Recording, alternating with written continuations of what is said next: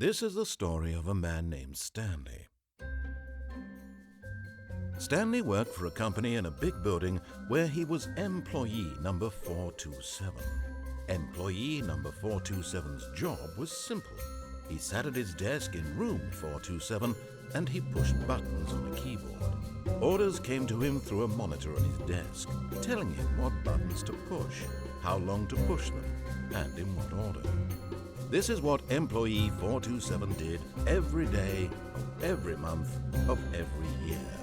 And although others might have considered it soul-ending, Stanley relished every moment that the orders came in, as though he had been made exactly for this job. And Stanley was happy. And then one day, something very peculiar happened. Something that would forever change Stanley. Something he would never quite forget.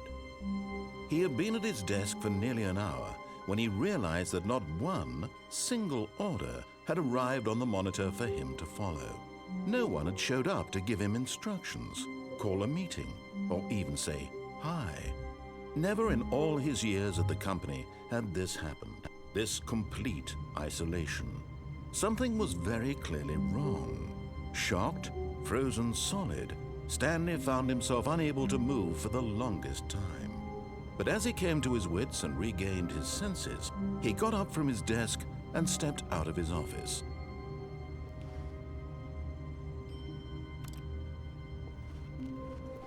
All of his co-workers were gone.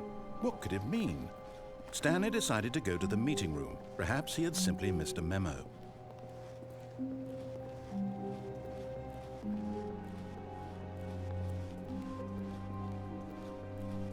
When Stanley came to a set of 2 open doors, he entered the door on his left.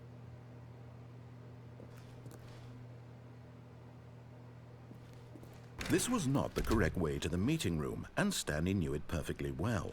Perhaps he wanted to stop by the employee lounge first, just to admire it.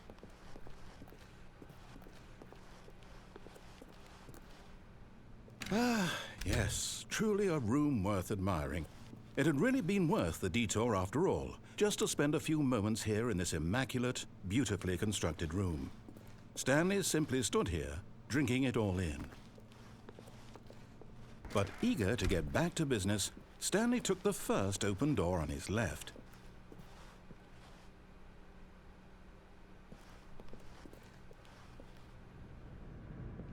Stanley was so bad at following directions, it's incredible he wasn't fired years ago.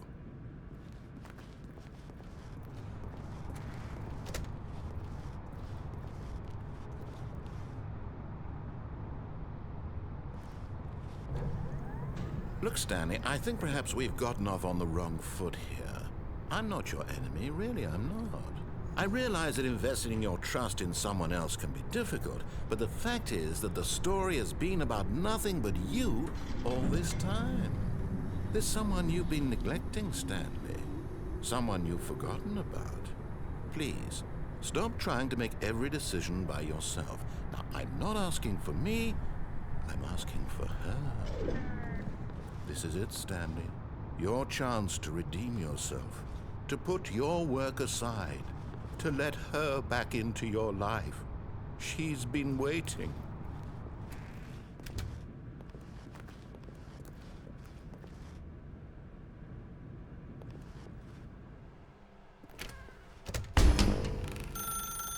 That's her, Stanley. You need to be the one to do this, to reach out to her. If you can truly place your faith in another, then pick up the phone.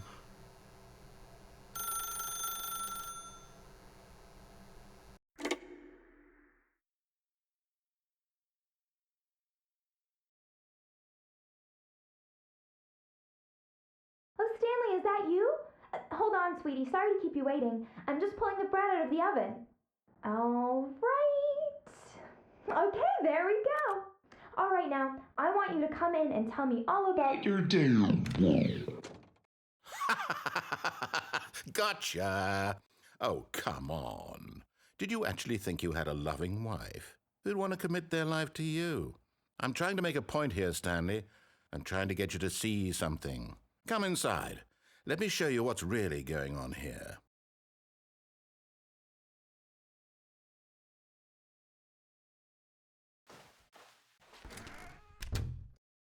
This is a very sad story about the death of a man named Stanley.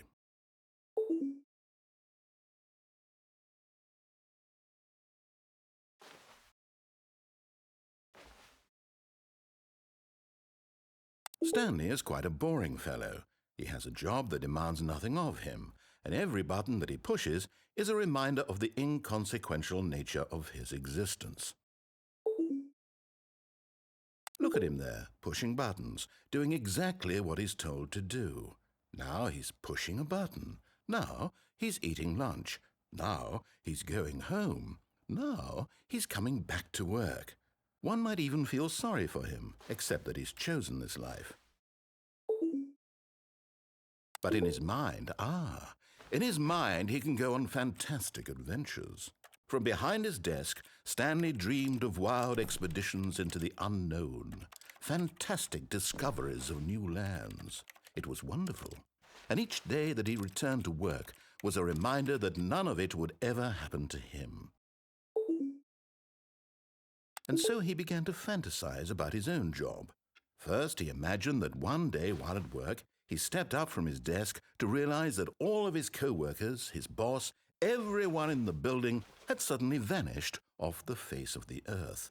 The thought excited him terribly. So he went further.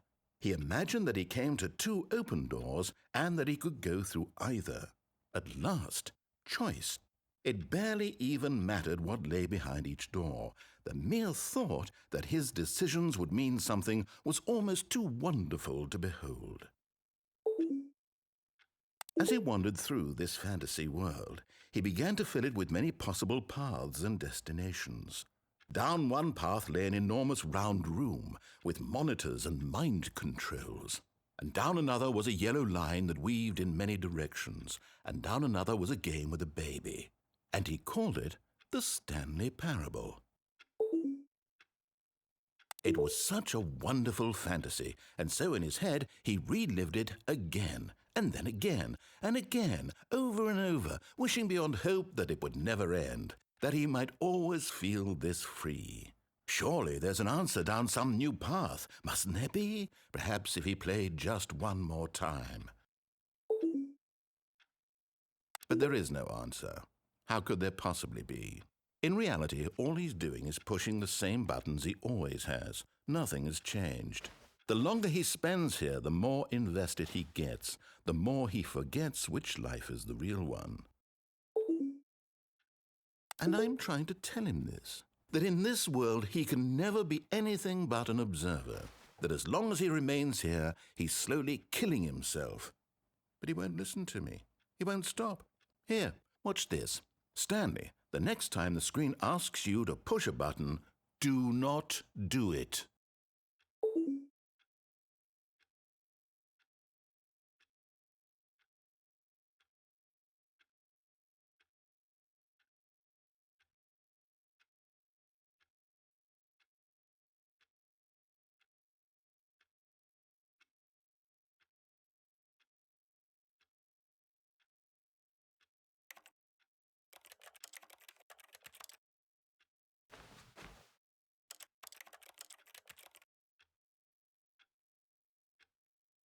You see? Can he just not hear me? How can I tell him in a way that he'll understand that every second he remains here, he's electing to kill himself? How can I get him to see what I see? How can I make him look at himself? I suppose I can't, not in the way I want him to. But I don't make the rules. I simply play to my intended purpose, the same as Stanley. We're not so different, I suppose. I'll try once more to convey all this to him. I'm compelled to. I must. Perhaps, well, maybe this time he'll see. Maybe this time. And I tried again, and Stanley pushed a button. And I tried again, and Stanley pushed a button. And I tried.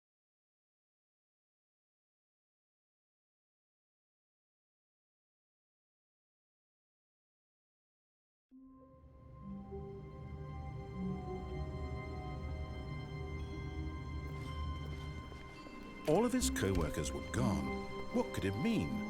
Stanley decided to go to the meeting room. Perhaps he had simply missed a memo.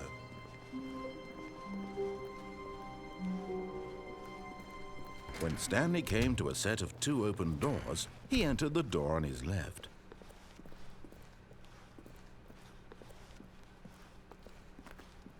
Yet there was not a single person here either.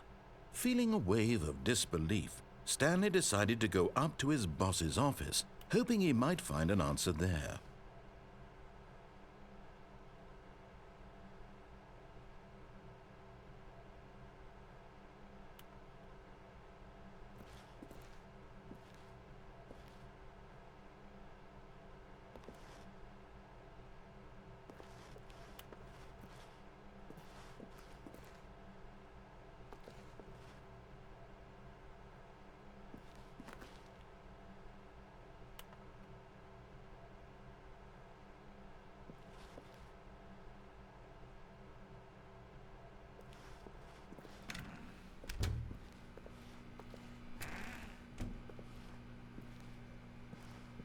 Stanley stepped into the broom closet, but there was nothing here, so he turned around and got back on track.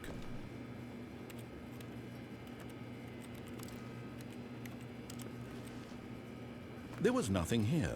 No choice to make, no path to follow, just an empty broom closet. No reason to still be here.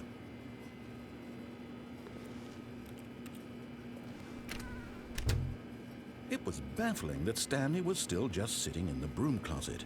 He wasn't even doing anything. At least if there was something to interact with, he'd be justified in some way. As it is, he's literally just standing there doing sweet FA.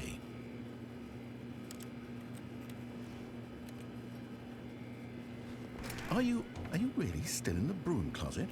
Standing around doing nothing? Why? Please offer me some explanation here. I'm genuinely confused.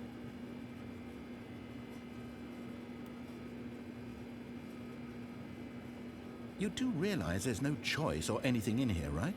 If I'd said Stanley walked past the broom closet, at least you would have had a reason for exploring it to find out. But it didn't even occur to me because literally this closet is of absolutely no significance to the story whatsoever. I never would have thought to mention it.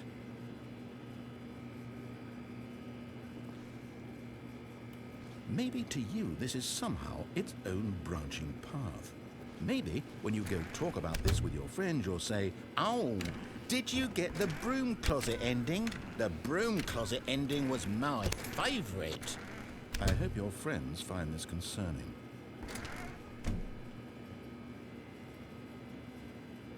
Stanley was fat and ugly and really stupid.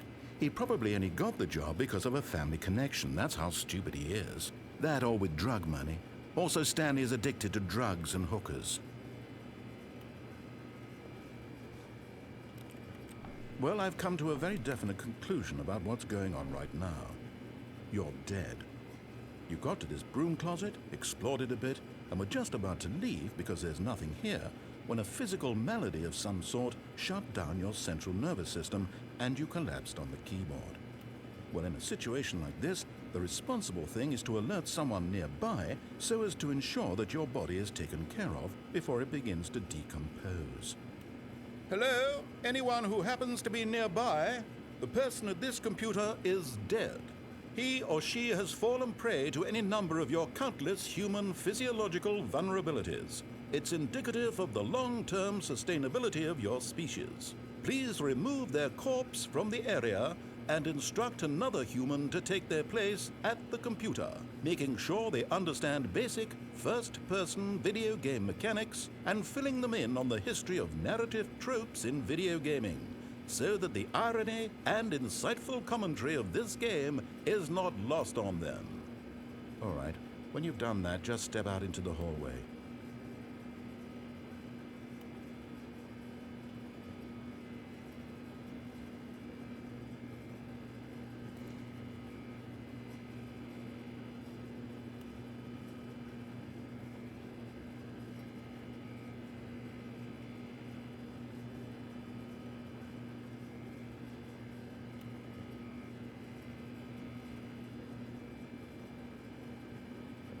Ah, second player. It's good to have you on board. I guarantee you can't do any worse than the person who came before you.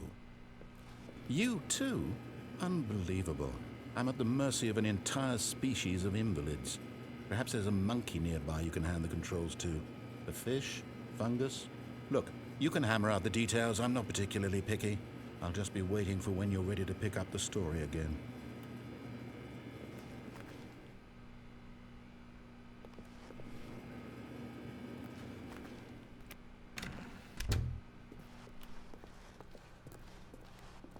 Coming to a staircase, Stanley walked upstairs to his boss's office.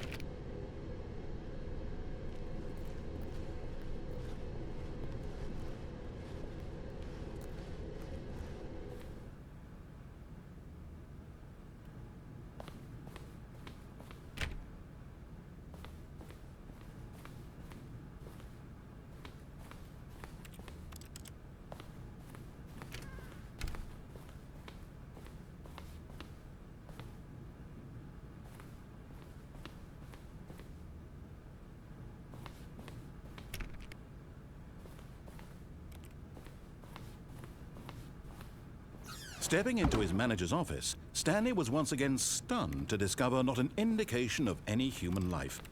Shocked, unraveled, Stanley wondered in disbelief who orchestrated this, what dark secret was being held from him. What he could not have known was that the keypad behind the boss's desk guarded the terrible truth that his boss had been keeping from him. And so the boss had assigned it an extra secret PIN number, 2845. But of course, Stanley couldn't possibly have known this. Yet incredibly, by simply pushing random buttons on the keypad, Stanley happened to input the correct code by sheer luck. Amazing. He stepped into the newly opened passageway.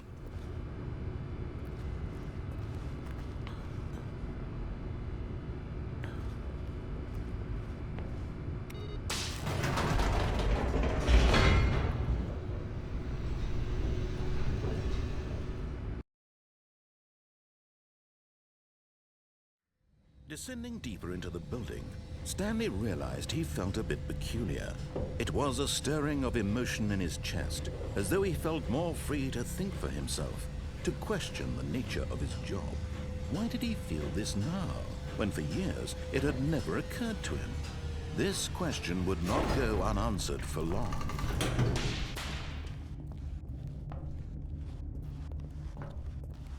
Stanley walked straight ahead through the large door that read Mind Control Facility.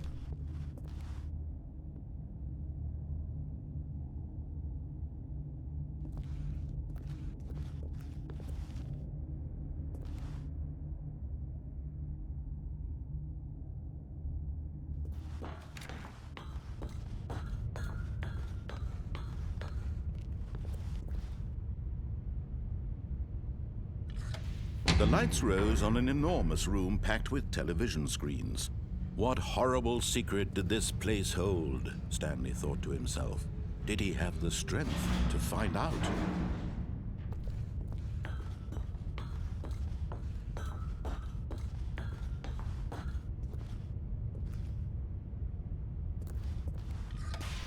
Now the monitors jumped to life, their true nature revealed. Each bore the number of an employee in the building, Stanley's co-workers. The lives of so many individuals reduced to images on a screen, and Stanley, one of them, eternally monitored in this place where freedom meant nothing.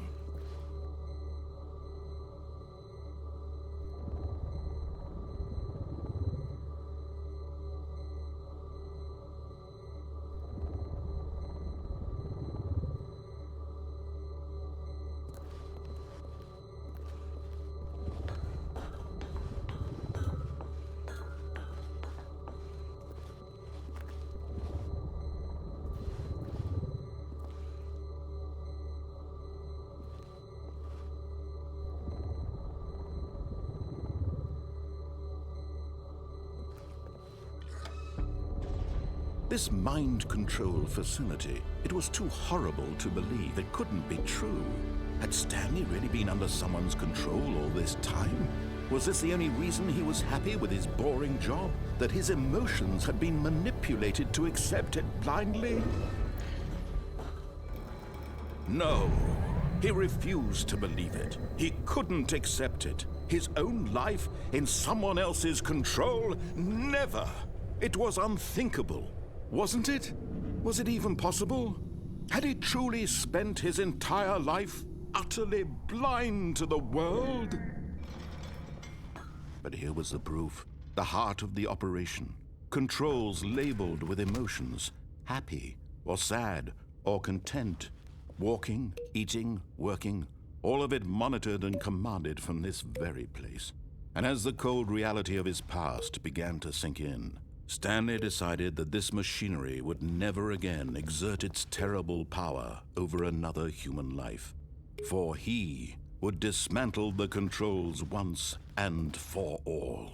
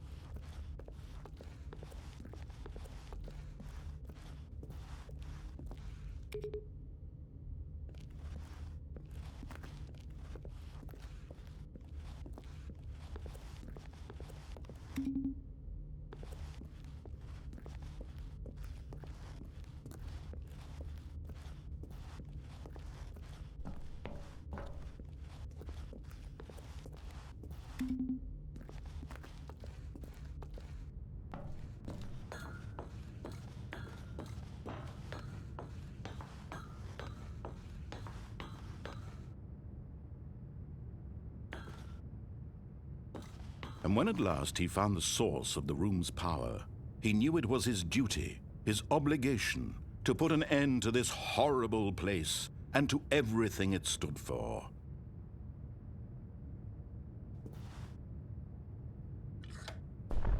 Oh, Stanley, you didn't just activate the controls, did you? After they kept you enslaved all these years, you go and you try to take control of the machine for yourself? Is that what you wanted? Control? Oh, Stanley, I applaud your effort, I really do. But you need to understand, there's only so much that machine can do. You were supposed to let it go, turn the controls off, and leave. If you want to throw my story off track, you're going to have to do much better than that. I'm afraid you don't have nearly the power you think you do. For example, and I believe you'll find this pertinent, Stanley suddenly realized he had just initiated the network's emergency detonation system. In the event that this machine is activated without proper DNA identification, nuclear detonators are set to explode, eliminating the entire complex. How long until detonation then? Let's say, 2 minutes. Now this is making things a little more fun, isn't it, Stanley? It's your time to shine. You are the star. It's your story now. Shape it to your heart's desires.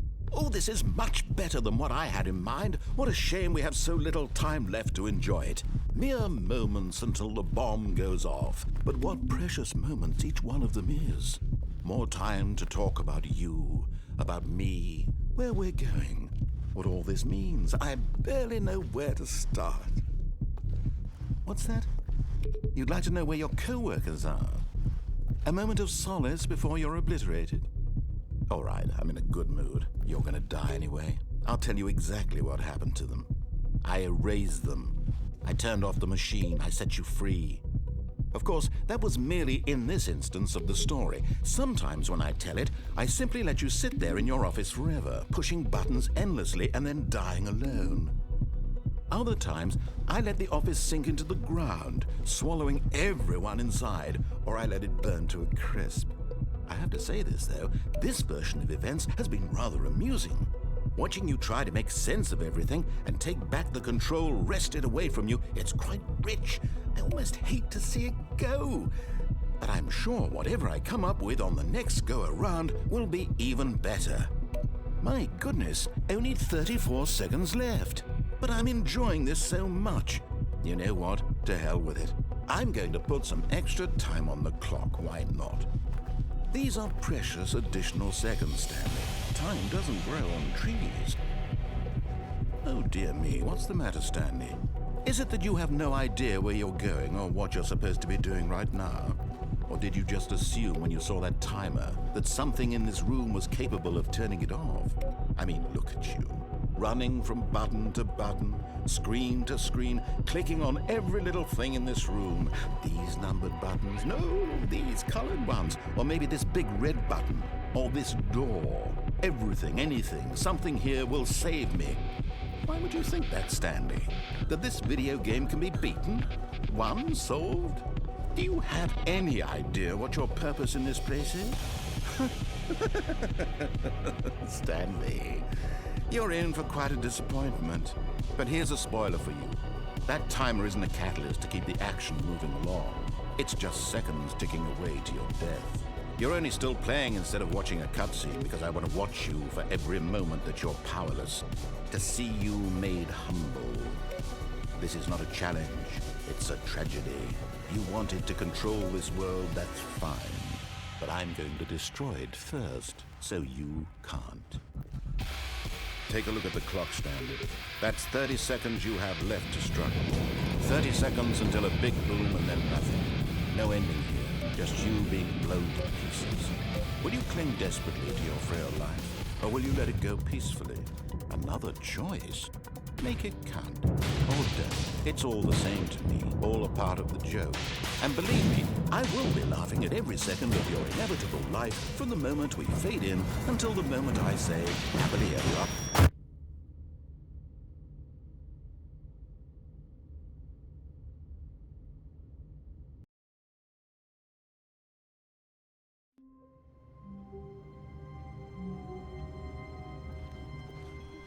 Someone was following Stanley. He was sure of it. If he checked over his shoulder now, he would surely catch them. It was only a matter of time.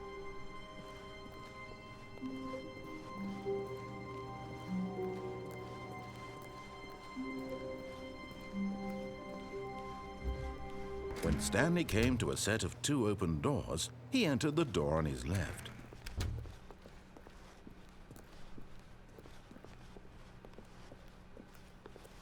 Yet there was not a single person here either.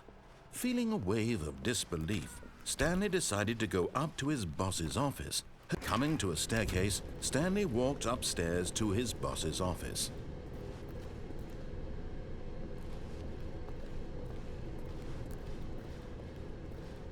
But Stanley just couldn't do it. He considered the possibility of facing his boss. Admitting he had left his post during work hours, he might be fired for that. And in such a competitive economy, why had he taken that risk? All because he believed everyone had vanished? His boss would think he was crazy. And then something occurred to Stanley. Maybe, he thought to himself, maybe I am crazy.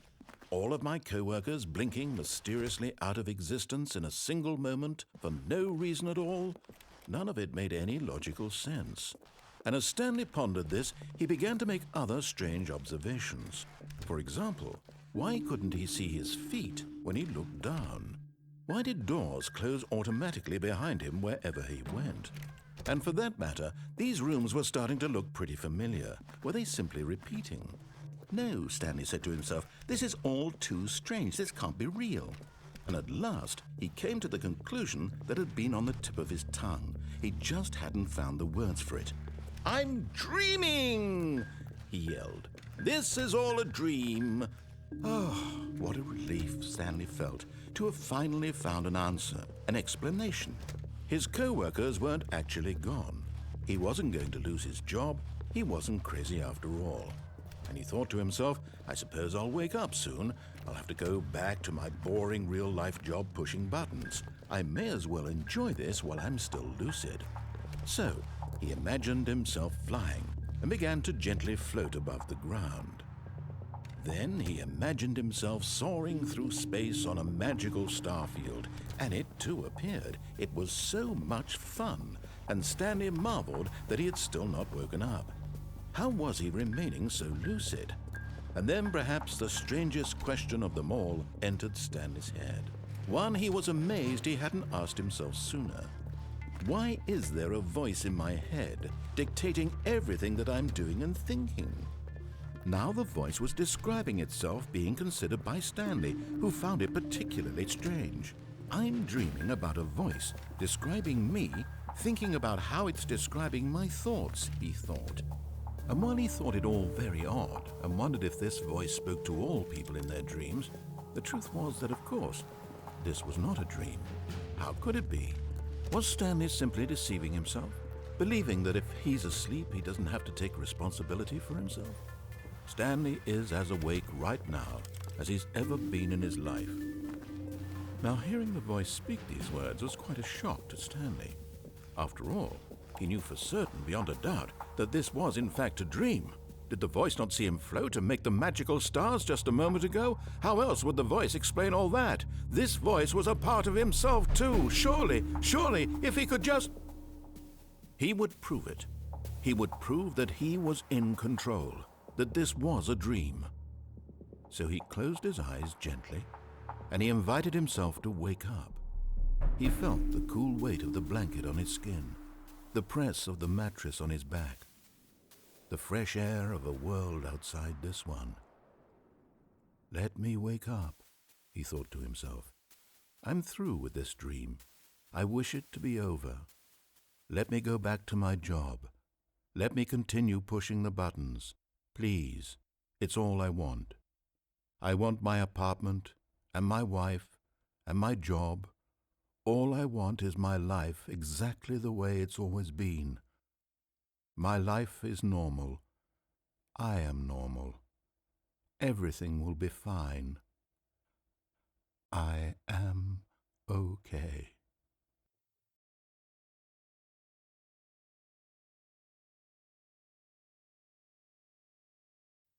Stanley began screaming. Please, someone, wake me up. My name is Stanley. I have a boss. I have an office. I am real. Please, just someone tell me I am real. I must be real. I must be. Can anyone hear my voice? Who am I? Who am I? And everything went black.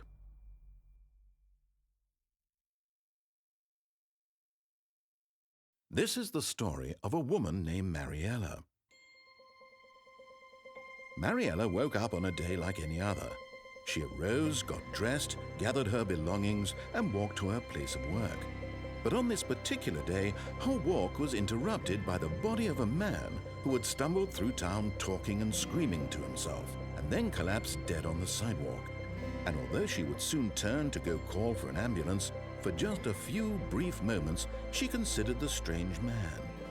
He was obviously crazy. This much she knew. Everyone knows what crazy people look like. And in that moment, she thought to herself how lucky she was to be normal. I am sane. I am in control of my mind. I know what is real and what isn't. It was comforting to think this, and in a certain way, seeing this man made her feel better. But then she remembered the meeting she had scheduled for that day. The very important people whose impressions of her would affect her career, and by extension, the rest of her life. She had no time for this, so it was only a moment that she stood there, staring down at the body. And then she turned and ran.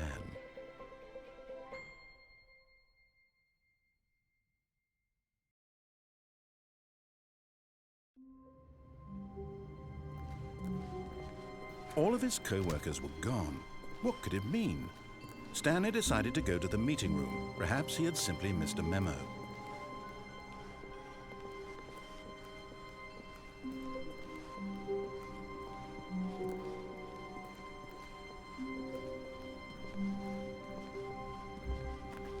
When Stanley came to a set of 2 open doors, he entered the door on his left.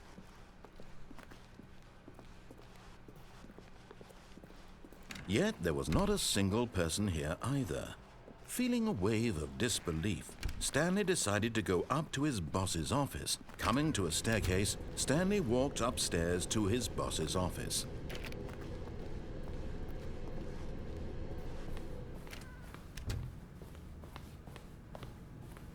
Stepping into his manager's office, Stanley was once again stunned to discover not an indication of any human life. What could it mean? Stanley wondered aloud to nobody.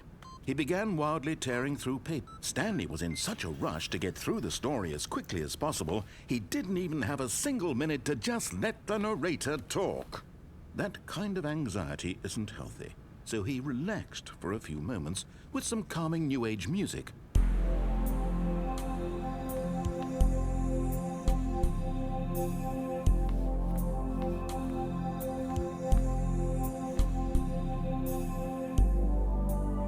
Feeling soothed and rejuvenated, Stanley calmly walked forward into the opened passageway.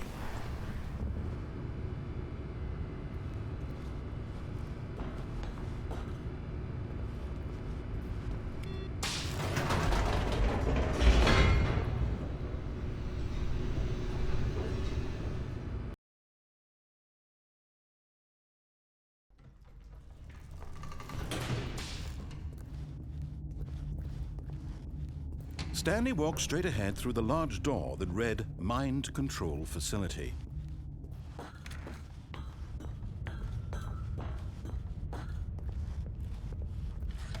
The lights rose on an enormous room packed with television screens. What horrible secret did this place hold? Stanley thought to himself. Did he have the strength to find out?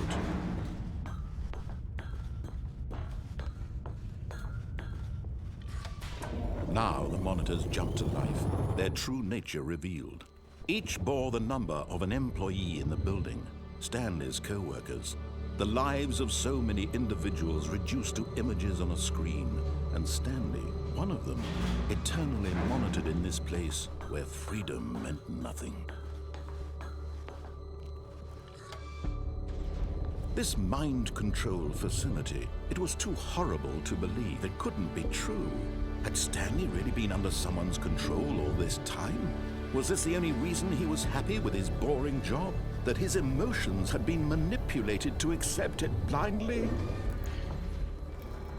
No, he refused to believe it. He couldn't accept it. His own life in someone else's control? Never! It was unthinkable, wasn't it? Was it even possible? Had he truly spent his entire life utterly blind to the world? But here was the proof, the heart of the operation. Controls labeled with emotions, happy or sad or content, walking, eating, working, all of it monitored and commanded from this very place. And as the cold reality of his past began to sink in, Stanley decided that this machinery would never again exert its terrible power over another human life.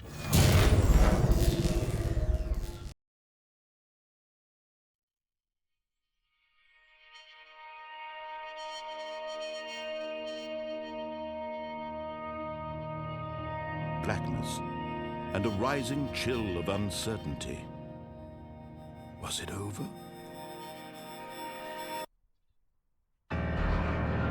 Yes, he had won. He had defeated the machine, unshackled himself from someone else's command. Freedom was mere moments away. And yet, even as the immense door slowly opened, Stanley reflected on how many puzzles still lay unsolved. Where had his co-workers gone? How had he been freed from the machine's grasp? What other mysteries did this strange building hold? But as sunlight streamed into the chamber, he realized none of this mattered to him, for it was not knowledge or even power that he had been seeking, but happiness. Perhaps his goal had not been to understand, but to let go. No longer would anyone tell him where to go, what to do, or how to feel. Whatever life he lives, it will be his. And that was all he needed to know. It was perhaps the only thing worth knowing. Stanley stepped through the open door.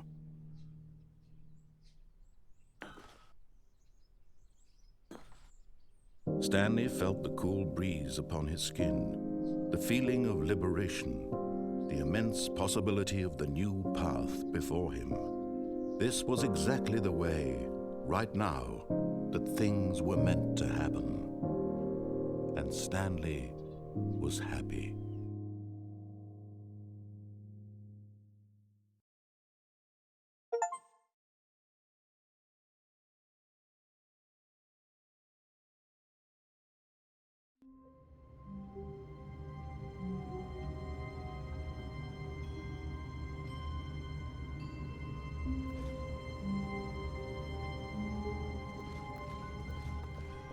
Stanley decided to go to the meeting room to check on his co-workers. He never functioned well by himself and constantly needed support and guidance from others, so the thought of total solitude was terrifying to him.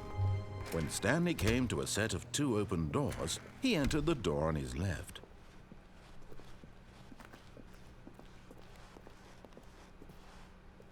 Yet there was not a single person here either.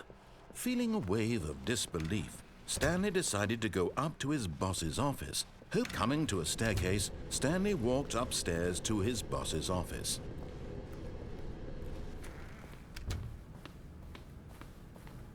Okay, I think we all know the drill by now. Blah, blah, blah. Dark secrets, the keypad. Stanley pushes some buttons. Oh, hey, look, it's a new passageway. Quelle surprise.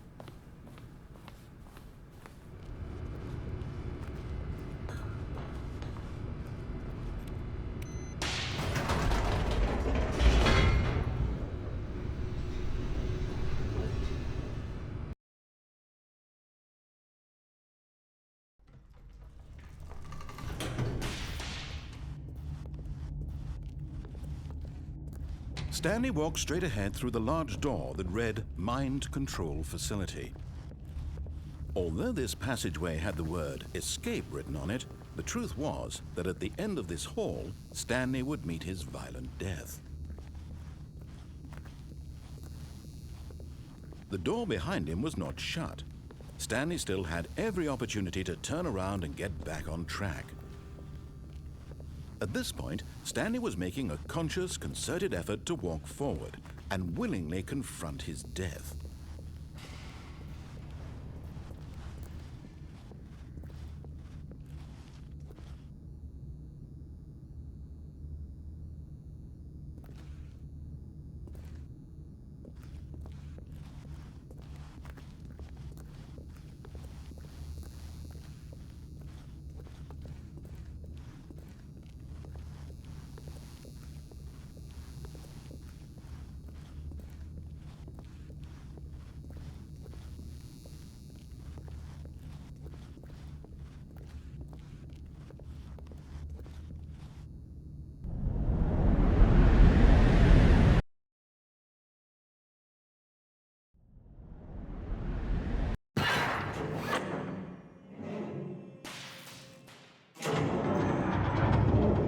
As the machine whirred into motion and Stanley was inched closer and closer to his demise, he reflected that his life had been of no consequence whatsoever. Stanley can't see the bigger picture. He doesn't know the real story, trapped forever in his narrow vision of what this world is. Perhaps his death was of no great loss, like plucking the eyeballs from a blind man. So he resigned and willingly accepted this violent end to his brief and shallow life. Farewell, Stanley.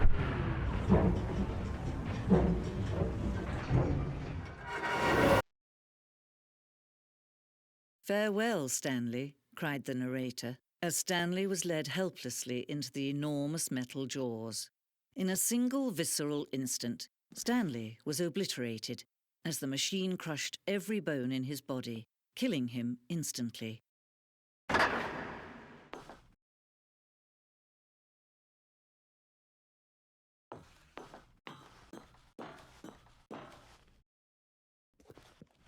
And yet it would be just a few minutes before Stanley would restart the game, back in his office, as alive as ever. What exactly did the narrator think he was going to accomplish? When every path you can walk has been created for you long in advance, death becomes meaningless, making life the same. Do you see now? Do you see that Stanley was already dead from the moment he hit start?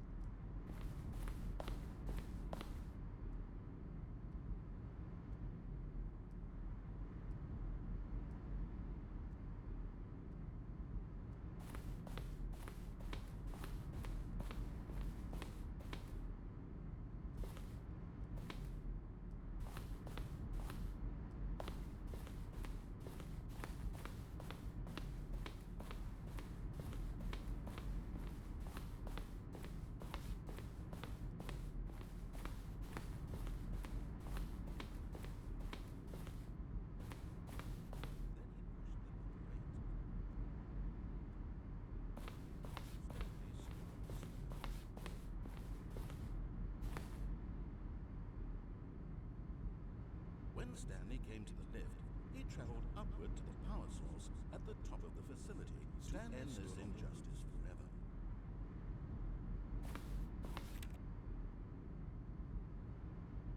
Where were all of his co-workers? Oh, I don't know. How about they're throwing a surprise party for him for all his button pushing? Does that sound plausible to you? He pushed the number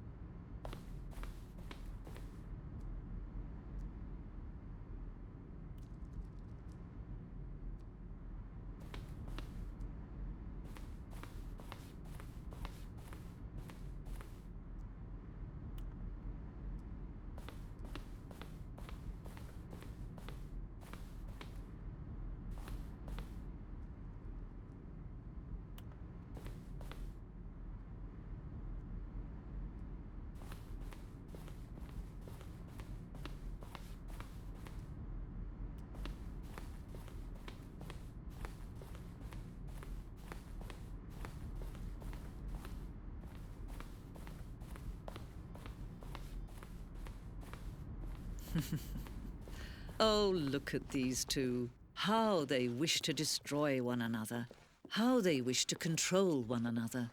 How they both wish to be free.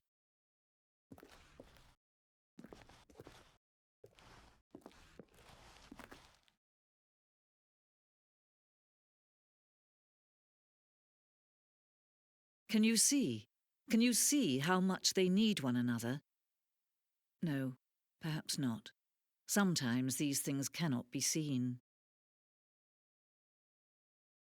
But listen to me. You can still save these two. You can stop the program before they both fail. Push escape and press quit. There's no other way to beat this game. As long as you move forward, you'll be walking someone else's path. Stop now and it'll be your only true choice. Whatever you do, choose it. Don't let time choose for you. Don't let time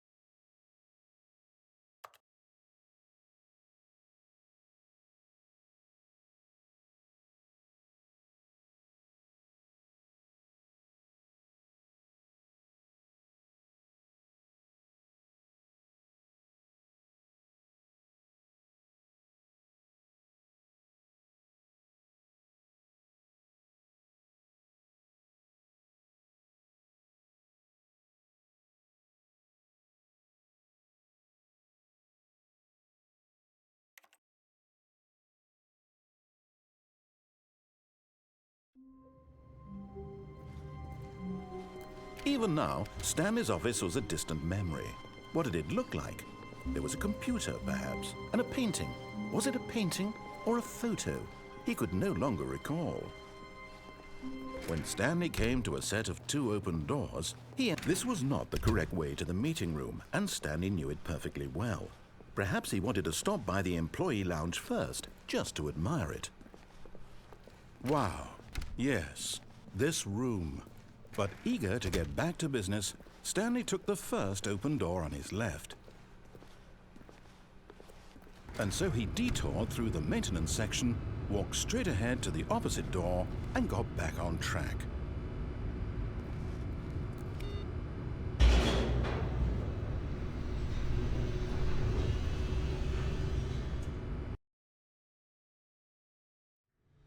But Stanley didn't want to go back to the office. He wanted to wander about and get even further off track. So now in order to get back, he needed to go, from here, it's, left.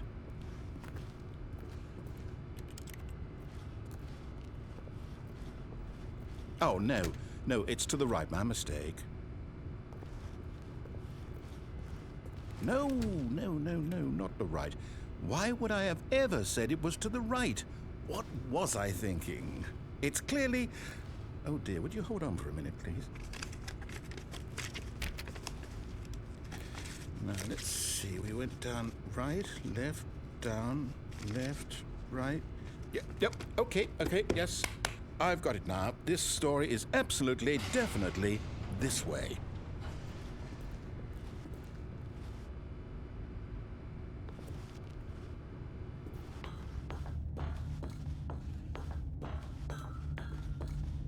No.